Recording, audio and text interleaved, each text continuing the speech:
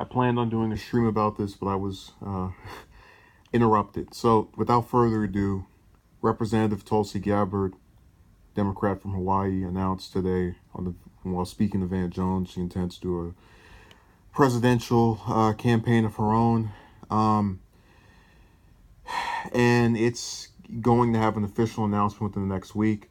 So, I'd rather discuss a couple of things here that you might not see in other places. Now, before the nominees, or rather the potential nominees, so the candidates for the nomination on the Democratic side, start announcing at all, except for maybe Delaney, who was the first one, I said that there were four people I knew for a fact I would vote for in the general if they were the Democratic nominee. That was Bernie, that was Elizabeth Warren, Gabbard, and Nina Turner. I don't think Turner's going to run, but whatever. Those four in particular, specifically. So people like Ojeda, Yang that have entered, they're good as well. But here's the problem I'm starting to kind of see. When I saw someone like Deval Patrick or Tom Steyer, the guy that goes and talks about impeaching Trump 24/7, I was at first going, yes, we can get these people to realize that nobody will actually vote for them that, is that well versed in what's going on, or they don't have a large base of support because they stand for nothing.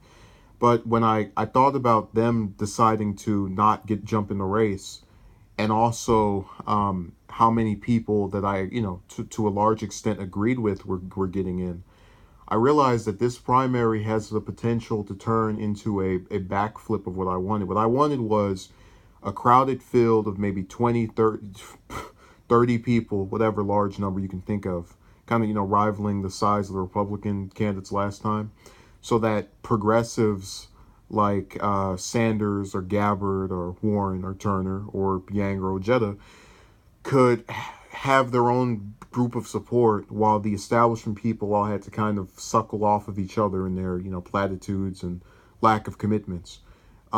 It seems like more progressive people are getting in than establishment people, which is detrimental to what's going on. But look, going into Gabbard's actual record, she opposes TPP. She opposed rather getting rid of Glass-Steagall banking regulation. That stuff I like.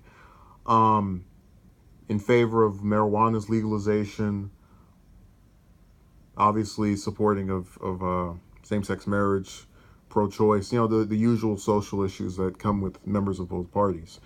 Now, the biggest issue that I can draw from, what I've seen of her is on foreign policy. She was, I know, a fan of the Iran nuclear deal, which I was as well. Even as someone that wasn't, a fan of Obama, it was just a great agreement.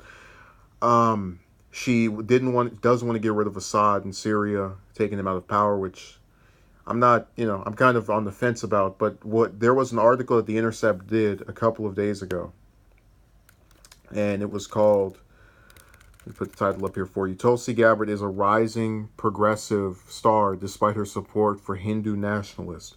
Now, I read this article during the stream. I'm not going to read it again because people and their attention spans just aren't a thing anymore. But I'm going to link it in the description. And what it does is it tells you about several dictators. And you can see in these 3 paragraphs here before it segues to talking about Gabbard and her support for some of these people.